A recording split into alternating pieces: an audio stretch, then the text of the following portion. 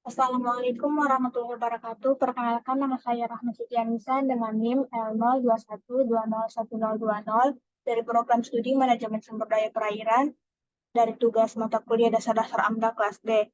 Kali ini saya akan membahas mengenai dokumen kerangka acuan analisis dampak lingkungan dengan proyek rencana pembangunan industri pupuk PT Petrokimia.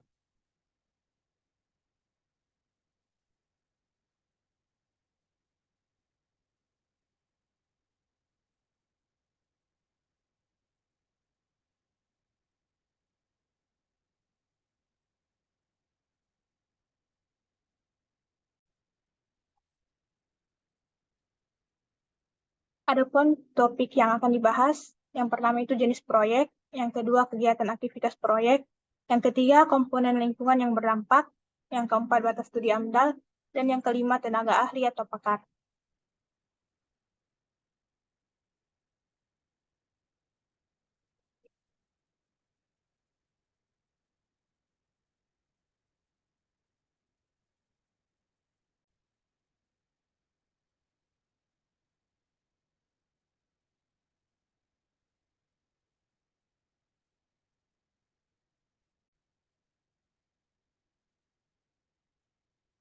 Topik yang pertama itu yaitu jenis proyek.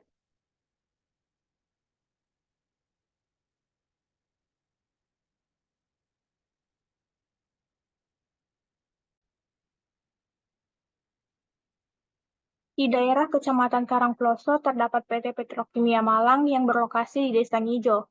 PT Petrokimia merupakan produsen pupuk yang terlengkap di Indonesia, yang memproduksi pupuk kimia dan bahan kimia untuk agroindustri.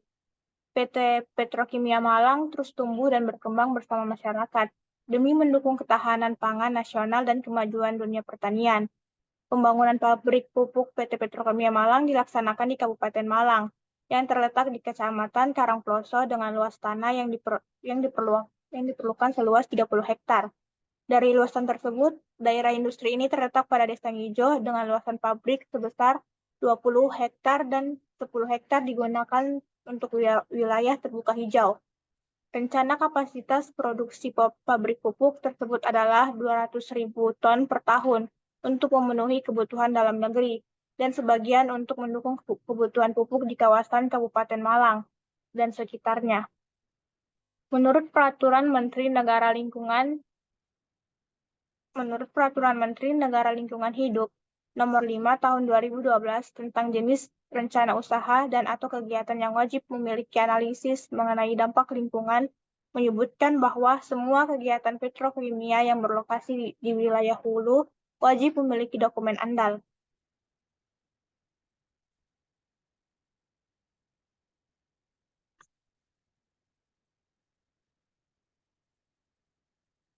Yang kedua itu kegiatan atau aktivitas proyek. Yang pertama itu tahap prakonstruksi.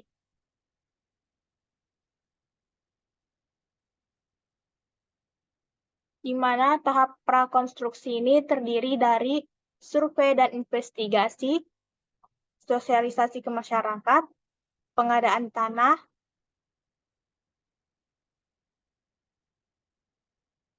yang kedua itu tahap konstruksi, meliputi rekrutmen tenaga kerja, aktivitas base dan aktivitas base camp. Yang ketiga itu tahap operasi,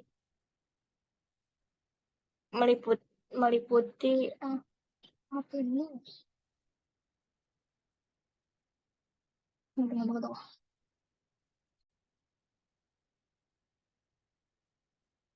Yang pertama itu ada tahap prakonstruksi yang meliputi survei dan investigasi, yang kedua itu sosialisasi ke masyarakat, dan yang ketiga pengadaan tanah. Yang kedua tahap konstruksi meliputi rekrutmen tenaga kerja, aktivitas base camp, mobilisasi tenaga kerja, bahan dan peralatan, persiapan lahan pada tapak proyek, pembangunan fisik gedung, jalan serta sarana dan prasarana, demobilisasi tenaga kerja, bahan dan peralatan, dan yang ketiga itu tahap operasi. Tahap operasi ini meliputi rekrutmen tenaga kerja, kegiatan transportasi bahan baku, kegiatan produksi pupuk, pembangkit listrik, kegiatan pengelolaan limbah padat, cair dan gas, dan fasilitas pelayanan umum. Yang keempat itu tahap pasca operasi, yang meliputi sosialisasi, pelepasan tenaga kerja, dan ahli fungsi lahan.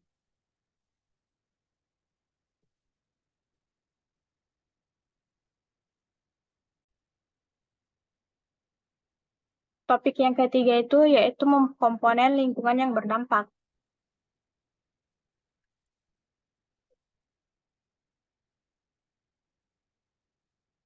Rencana pembangunan untuk industri pupuk oleh PT Petrokimia Malang di Kabupaten Malang, tepatnya di Desa Ngijo, Kecamatan Karangploso, akan berpotensi menimbulkan dampak lingkungan hidup baik di wilayah studi maupun lingkungan sekitar wilayah studi. Komponen ronda lingkungan hidup awal antara lain meliputi komponen fisika kimia, lingkungan biologi, lingkungan sosial, ekonomi budaya, dan lingkungan kesehatan masyarakat. Yang pertama itu komponen lingkungan fisik dan kimia, di mana Kabupaten Malang memiliki dua musim, yaitu musim kemarau dan musim penghujan, dan dikategorikan sebagai kabupaten yang beriklim tropis. Musim penghujan pada Kabupaten Malang cenderung sedikit lebih panjang dibanding dengan musim kemarau, karena dipengaruhi oleh topografi wilayah seperti kecepatan angin dan karakteristik daerah masing-masing.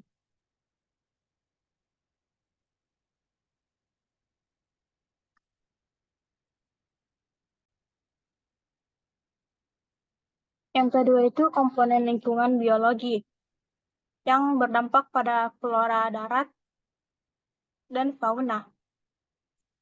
Pada flora darat, secara umum tipe komunitas tumbuhan yang terdapat di daerah studi semuanya merupakan vegetasi budidaya, yaitu sawah, pekarangan, kebun, palawijaya, dan kebun campuran.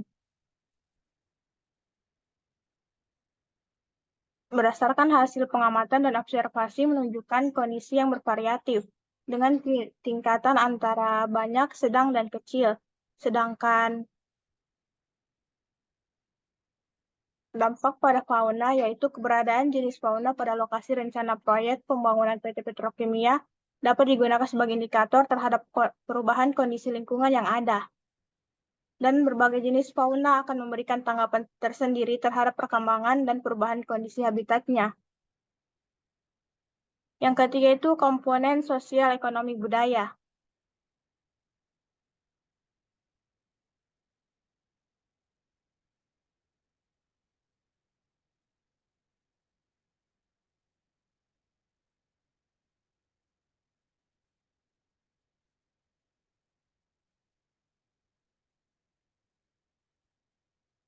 Komponen sosial ekonomi budaya. Ini tuh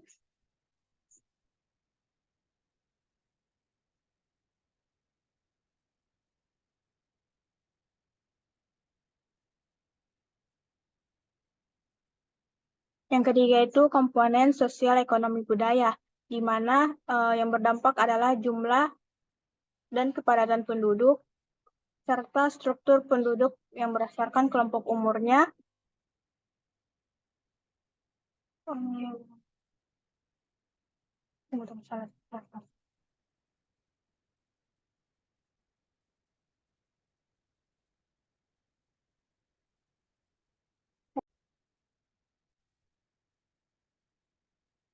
Yang ketiga itu komponen sosial ekonomi budaya, di mana yang berdampak yaitu jumlah dan kepadatan penduduk.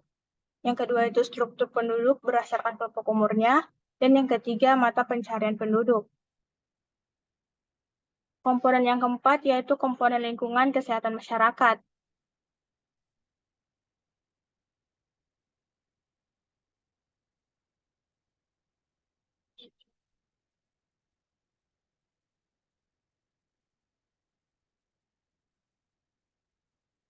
Komponen yang keempat itu yaitu kesehatan masyarakat, fasilitas kesehatan, tenaga kesehatan, tenaga kesehatan, tenaga kesehatan.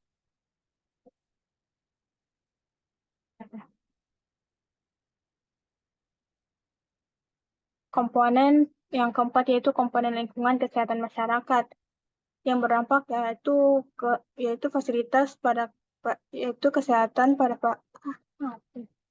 kesehatan fasilitas masyarakat pada pabrik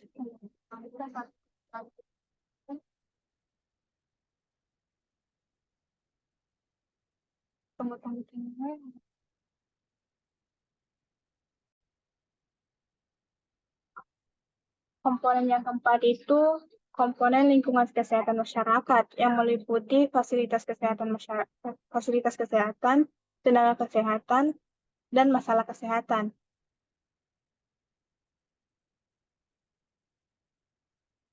Topik yang keempat, batas studi AMDAL. Kaitan antara rencana pembangunan industri pupuk oleh PT Petrokimia Malang dengan lingkungan sekitarnya memungkinkan terjadinya dampak pada ruang tertentu selama periode waktu tertentu dan berpengaruh pada komponen lingkungan tertentu pula. Batas teknis studi AMDAL merupakan kumulatif dari keempat batas studi, yaitu batas proyek, batas ekologi, batas sosial, dan batas administratif.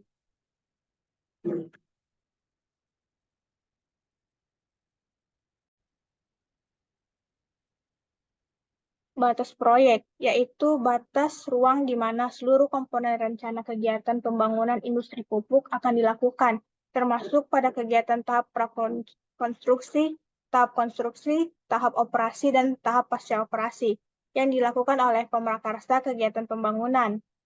Yang kedua itu batas ekologi, merupakan ruang terjadinya sebaran dampak-dampak yang diperkirakan timbul dengan adanya rencana pembangunan industri pupuk PT Petrokimia Malang, mengikuti masing-masing media lingkungan, di mana proses alami yang berlangsung dalam ruang tersebut diperkirakan mengalami perubahan mendasar.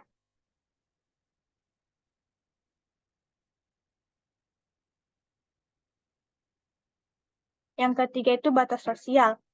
Batas sosial merupakan ruang di sekitar rencana kegiatan pembangunan industri pupuk yang merupakan tempat berlangsungnya berbagai interaksi sosial yang mengandung norma dan nilai tertentu sesuai dengan proses dan dinamika sosial. Dan yang keempat, batas administratif. Batas administratif ini merupakan wilayah administrasi yang mencakup batas proyek, batas ekologi, dan batas sosial. Batas administrasi diperlukan untuk mengarahkan pemrakarsa atau tim penyusun AMDAL untuk dapat melakukan koordinasi pada lembaga pemerintahan tersebut, baik untuk koordinasi administrasi, pengumpulan data rona lingkungan, dan dalam koordinasi lainnya. Batas wilayah studi merupakan gabungan dari keempat proyek di atas. Batas wilayah studi terdiri dari 5 wilayah desa, yaitu Desa Njio, Desa Ngenep, Desa Gerimoyo, Desa Ampel Dento, dan Desa Kepuharjo.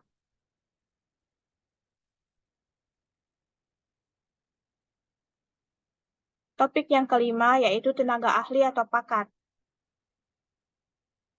Berdasarkan Undang-Undang Nomor 32 Tahun 2009 tentang Perlindungan dan Pengelolaan Lingkungan Hidup, Pasal 28 dinyatakan bahwa penyusunan studi AMDAL wajib memiliki sertifikat kompetensi penyusunan AMDAL. Penyusunan kegiatan AMDAL rencana pembangunan industri pupuk di Kabupaten Malang adalah sebagai berikut.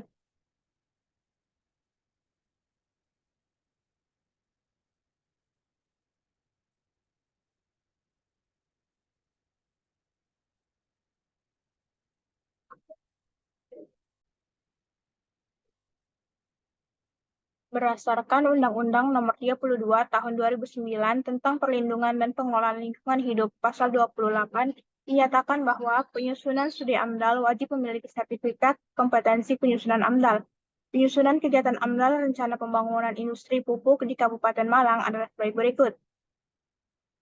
Yang pertama itu Dr. Andes Insinyur Helmi Wahyu Saputra MT, yaitu sebagai ketua tim dan memiliki sertifikat KTPA. Yang kedua itu Insinyur Arvananda Prasetyo Siregar MT, memiliki bidang ahli kualitas udara dan bersertifikat ATPA. Yang ketiga Trisa Artositorus STMNG, memiliki bidang ahli tata lingkungan dan bersertifikat ATPA. Yang keempat Rosi Aprilia Twita STMNG, bidang ahli tata ruang bersertifikat ATPA. Yang kelima, Wildan Rahman Gozali, ST, MNG, bidang ahli transportasi darat. Yang ketujuh, Resma Wirajayanti, SKM, MKM, sebagai ahli kesehatan masyarakat. Yang kedelapan, Ahmad Maulidar Rizky, ST, MSI, ahli bidang biologi. Septiana Sabina, SSI, MNG, ahli geologi. Kiki Firda Asrini, ST, MSI, ahli hidrologi. Adinda Rati Manunggaling, TST, MT, ahli sipil. Ruth Patrick Bosauer, STMT, sebagai ahli kimia. Revindo Kurniawan, MSTMM, sebagai ahli sosial, ekonomi, dan budaya. Puspita Rizky Yunia, STMT, asisten tim ahli. Dan yang terakhir, Diajeng Setianing Pratiwi, sebagai asisten tim ahli. Sekian presentasi dari saya, kurang lebihnya mohon dimaafkan. Wabillahi taufiq wal hidayah. Wassalamualaikum warahmatullahi wabarakatuh.